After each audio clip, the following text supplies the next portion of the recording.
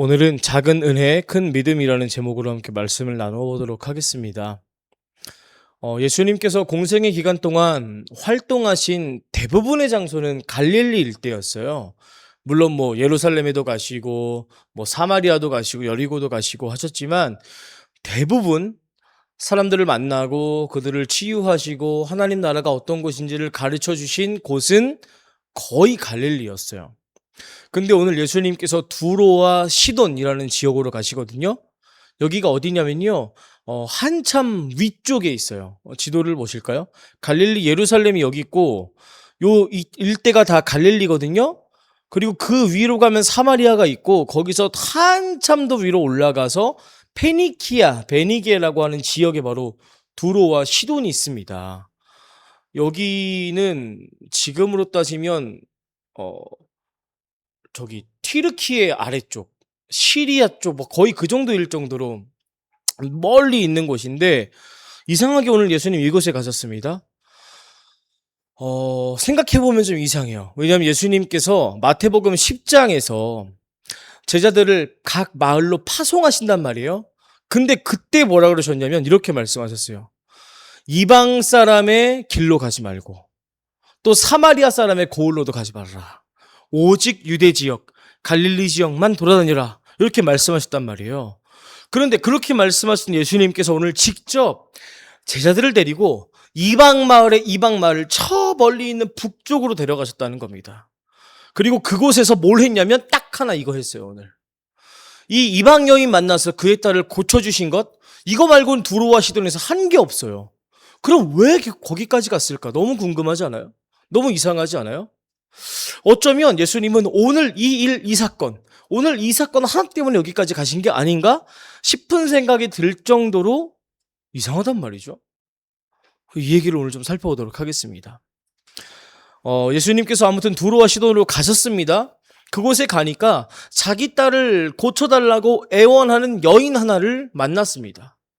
그런데 이상하게도 평소에 예수님과 다르게 대꾸를 안 하세요. 아는 척을 안 해요. 사정사정 하는데 들은 척을 안 하세요. 오죽하면 제자들이 예수님한테 말합니다. 이렇게 말했어요. 저 여자가 예수님을 부르는 소리가 안 들리세요? 제발 저 여자의 간청을 들어주세요. 저 여자가 우리 뒤에서 외치고 있으니 그를 안심시켜서 떠나보내주세요. 이렇게 말할 정도였어요.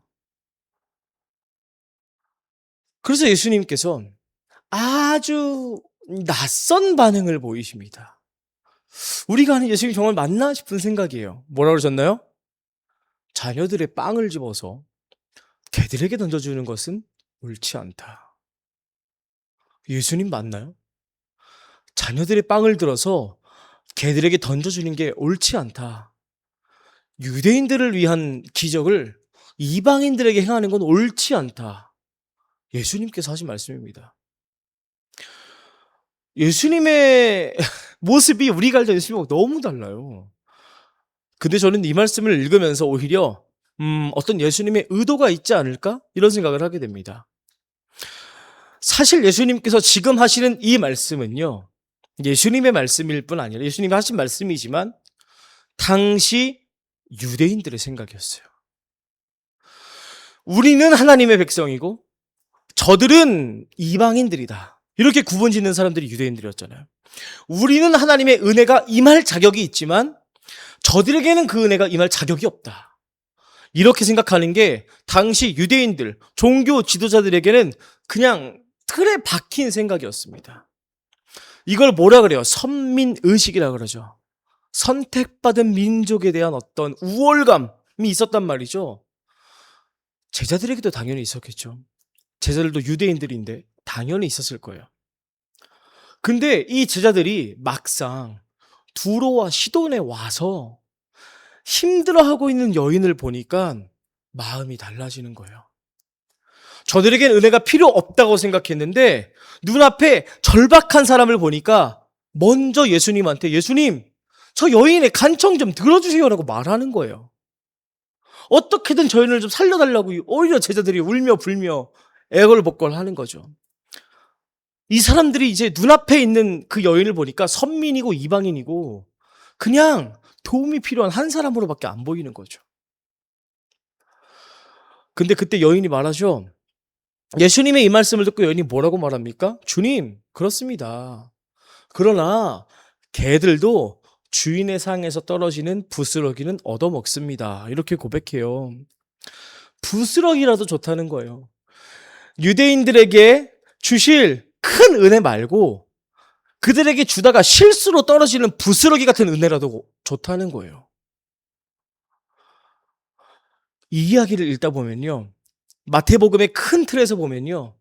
이 이야기가 그냥 부스러기라고 이렇게 읽고 지나갈 만한 이야기가 아닙니다. 왜냐? 이게 15장이잖아요. 한 장 앞에 14장에 보면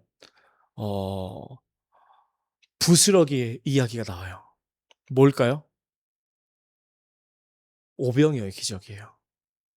오병이어의 기적, 부스러기만 모아서 12광주리가 남은 그 기적 이야기가 나와요. 그리고 또 14장을 넘어서 15장 2절로 가면요. 빵을 가지고 바리새파 사람들과 싸운 이야기가 나와요. 15장 2절이에요. 당신의 제자들은 어찌하여 장로들의 전통을 어기는 것입니까? 그들은 빵을 먹을 때 손을 씻지 않습니다. 누가 하는 말이냐? 바리새파 사람들이 하는 말이에요. 예수님한테.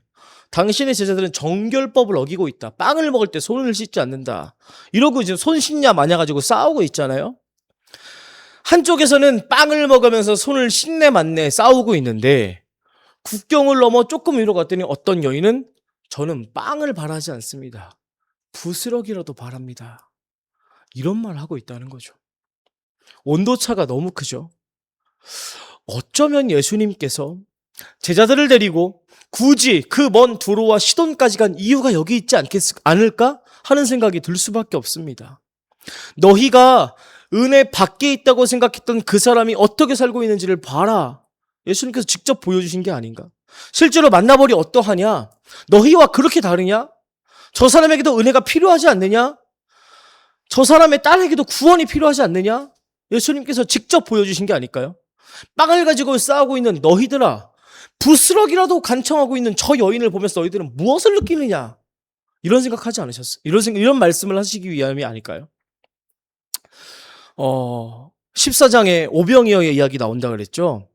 14장 20절에 그들은 모두 배불리 먹었다. 남은 부스러기를 모두 모으니 12광주리에 가득 찼다라는 이야기가 나옵니다. 물론 성경 원문을 보면 여기서 말하는 부스러기랑 그 두로와 시돈의 여인이 얘기하는 부스러기랑 단어는 달라요. 같은 부스러기라는 뜻이지만 단어는 달라요. 하지만 어쨌건 같은 의미, 부스러기라는 의미를 가지고 있는 건 똑같죠.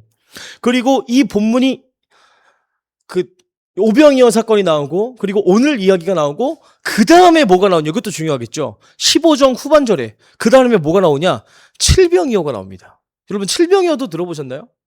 물고기 2개와 빵 7개로 4,000명이 먹은 사건이 또 나와요. 마태복음에. 거긴 또 뭐라고 나오냐, 사람들이 모두 배불리 먹었다. 그리고 나서 남은 부스러기를 주워 모으니 7광주리에 가득 찼다. 저는 성경을 통전적으로 바라볼 때 이 부스러기라는 이야기가 제자들에게, 그리고 마태가 이 본문을 기록하면서 우리들에게 주는 메시지가 있다고 생각합니다. 오병이어 사건의 남은 부스러기를 모으고 또 부스러기 같은 은혜를 바라는 여인을 기억하고 또 칠병이어 사건에서 4,000명이 먹고도 남은 7광주리가 남은 그 부스러기 사건을 보면서 부스러기의 은혜가 얼마나 중요한 것인가를 생각해 보게 됩니다. 부스러기만 모았는데도 7광주리가 남았는데 그 부스러기를 간청하는 사람들도 있다는 사실, 이 사실을 우리가 잊고 살지는 않는가 돌이켜보게 됩니다. 제가 좋아하진 않지만 고레에다 히로카즈 감독이라는 감독의 영화 가운데 원더풀 라이프라는 영화가 있어요. 98년도인가 9년도에 나온 영화인데 우리나라에서는 2018년도 재개봉했어요. 이 영화의 설정이 되게 재밌습니다. 사람이 죽어요. 사람이 죽으면 어딘가에 머물러요. 천국 가기 전에.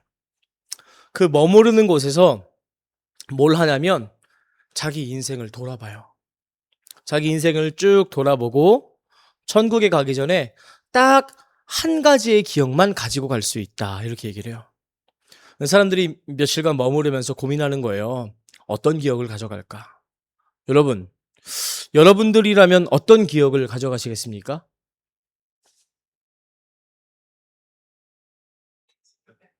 생각 좀 해요. 혹시 뭐 결정하신 분 계세요? 여러분들은 어떤 기억을 가져가시겠어요? 뭐 있겠죠? 뭐 최고의 순간, 가장 짜릿한 기억, 도파민이 가장 터져 나왔던 순간들, LG 우승? 기아 우승? 그런 기억들을 가지고 갈 것 같아요. 그런데 이 영화에서 사람들이 고르는 기억이 의외예요. 예를 들어서 전쟁이래. 대지진이 나서 대나무 숲으로 피는데 그 숲에서 그네를 타던 순간을 선택하는 사람도 있고, 그냥 누워서 햇살 아래 누워서 이렇게 그늘로 햇빛을 가려주던 순간을 선택하는 사람들도 있어요. 그러니까 의외로 엄청난 성공의 순간이나 인생의 어떤 대단한 사건을 고를 것 같은데, 누군가는 소박한 음식을 맛있게 먹던 순간을 선택하기도 하고요. 누군가는 어린 시절에 그 그늘에 누워있던 순간을 선택하기도 하죠. 평생 자기 인생이 별로 행복하지 않았다고 생각하는 한 할아버지는 어, 여름날에 전차를 타고 가던 순간을 선택하기도 합니다. 생각해보면 우리도 그렇지 않습니까?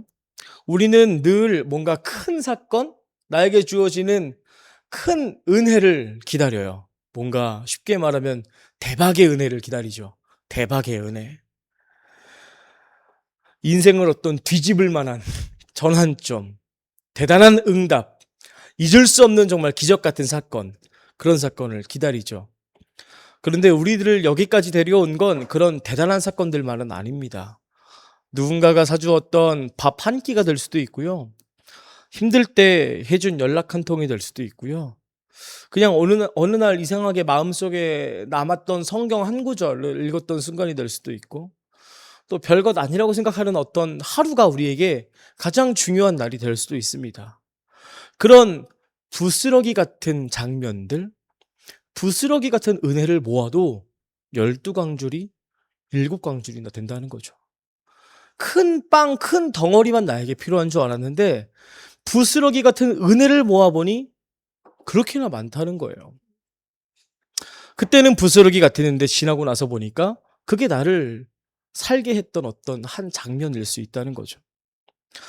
예수님께서 오늘 이 여인의 믿음을 보고 큰 믿음이라고 하셨거든요. 이게 참 은혜로워요. 그 여인은 아주 작은 은혜를 요청했는데 예수님은 그 작은 은혜, 그 부스러기 같은 은혜를 요청한 여인을 큰 믿음을 가진 여인이라고 말합니다. 큰 믿음은요, 큰 것을 구하는 믿음이 아닌 것 같아요. 작은 것도 은혜임을 알아보는 것. 그게 큰 믿음이에요. 부스러기라도 귀하게 여길 줄 아는 것. 그게 큰 믿음입니다.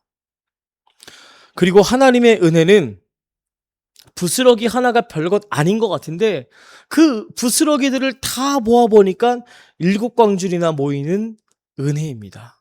그게 하나님 나라예요.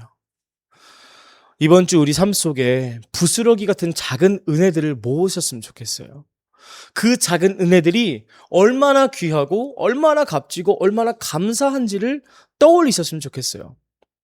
그렇게 감사하다 보면 우리의 은혜가, 우리의 믿음이 큰 믿음임을 깨닫게 되실 겁니다. 이번 주 한 주간 그렇게 감사하며 부스러기의 은혜들을 찾아서 살아가시는 우리들의 일주일 되시기를 주님의 이름으로 축원합니다. 우리 주신 말씀 기억하면서 마음에 새기는 기도 갖도록 하겠습니다.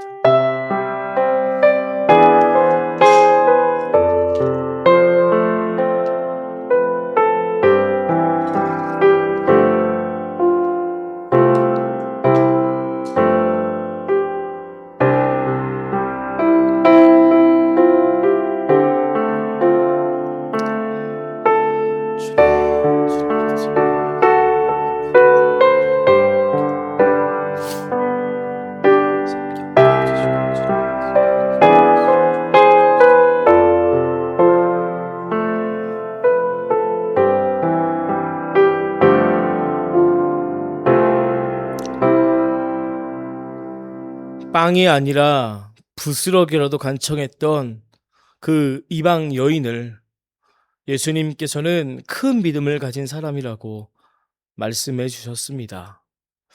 주님, 저희가 저희들의 인생의 큰 전환, 큰 성공, 어떤 큰 업적들을 바라고 살아가지만 사실 우리 삶의 12광줄이나 될 만큼, 7광줄이나 될 만큼 너무나도 작지만 수많은 부스러기의 은혜들이 있습니다. 주님, 저희가 놓치고 살아가는 이 은혜들을 알아보는 믿음을 주시어서 저희들에게도 큰 믿음을 가진 사람이라 일컬어 주시옵소서. 한 주간의 삶 속에 왜 예수님은 나를 축복하지 않으시는지, 예수님은 왜 나와 함께 하지 않으시는지, 나의 믿음은 왜 이렇게 작은지 한탄하며 살아가지 않게 하시고, 주어진 작은 은혜에 큰 기쁨으로 살아가는 저희들 되게 하셔서 예수님께서 우리에게 얼마나 많은 것들을 주고 계시는지를 깨닫는 저희 되도록 인도하여 주옵소서. 예수님의 이름으로 기도드렸습니다. 아멘.